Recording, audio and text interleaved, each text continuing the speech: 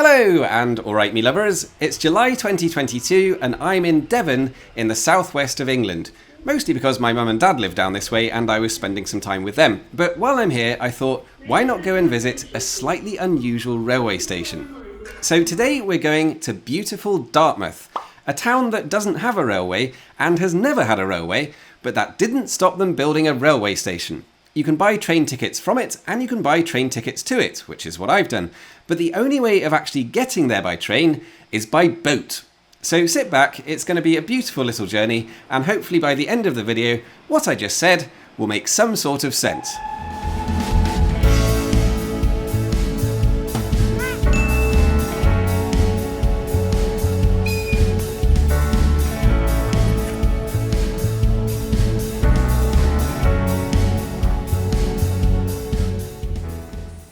This is Paignton Station on the Paignton and Dartmouth Steam Railway, and it is a fantastic 1950s time warp of a place.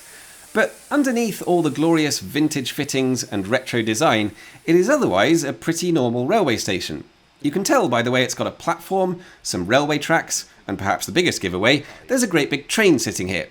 And of course, we're not here to see something like that, so we're going to hop on the train and then travel the full length of the line down to Dartmouth, where things get a little bit different.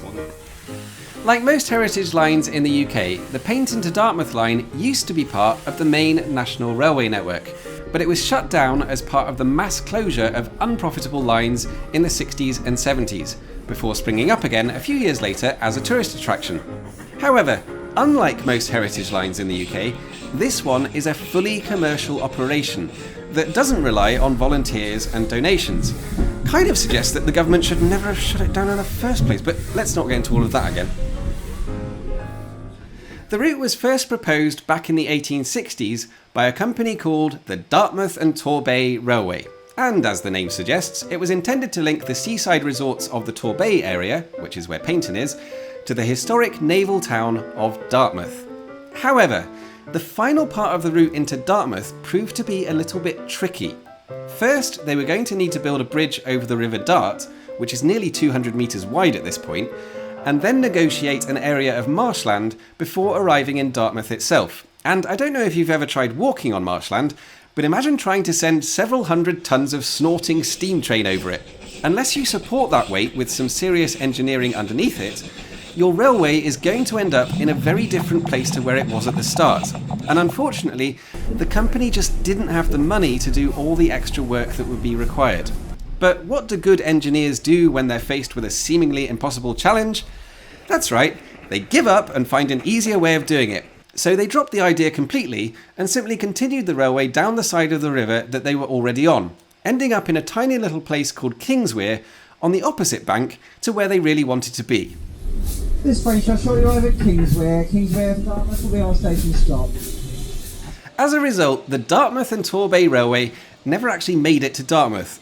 But they weren't going to let a little thing like that get in the way of calling themselves the Dartmouth and Torbay Railway, and they went ahead and built Dartmouth Station anyway. It was, in almost every way, a perfectly normal railway station. It was built to a similar design to all the other stations on the line, it was painted the same colours, and you could buy tickets from here to anywhere else on the railway network. Really, the only detail that was missing was the trains. But hey, said the Dartmouth and Torbay, who needs trains when you've got boats? And they chartered a couple of ferries so that passengers could make the final part of the journey over from Kingswear and continue to their destinations on foot or by carriage. And on the day it all opened, on the 16th of August 1864, I think I'm right in saying you could reach Dartmouth railway station by pretty much any method of transport in existence at the time, apart from trains. And here we are nearly 160 years later, and Dartmouth railway station is still here. The building that you see today isn't quite that old, it dates to a rebuild in 1890, but it's remained much the same ever since then, at least on the outside. And while the ferries have been replaced several times over by more modern versions, they've been operating a service the whole time. If anything, they've been more successful than the railway itself. The ferries were an immediate hit with locals, who would use them just to get across the river and back. And that is still the same today. In fact, thanks to all the extra traffic generated over the years, the tiny village of Kingswear has now grown into a slightly less tiny village. all because of a railway station that train passengers can only get to by boat. If you'd like to visit beautiful Dartmouth and its slightly unusual railway station, tickets from Paignton cost £20 return or £13.50 for kids, and Paignton Station is on the National Rail network with connections to the rest of the country. For those of you in wheelchairs, the trains and ferries all have designated areas, but they recommend bringing someone with you to assist with the various ramps. By the way, let me know in the comments if you know any other stations like this. I think it's unique in Britain, but there's bound to be some in other countries. And as always, thank you all for watching, and I will see you soon.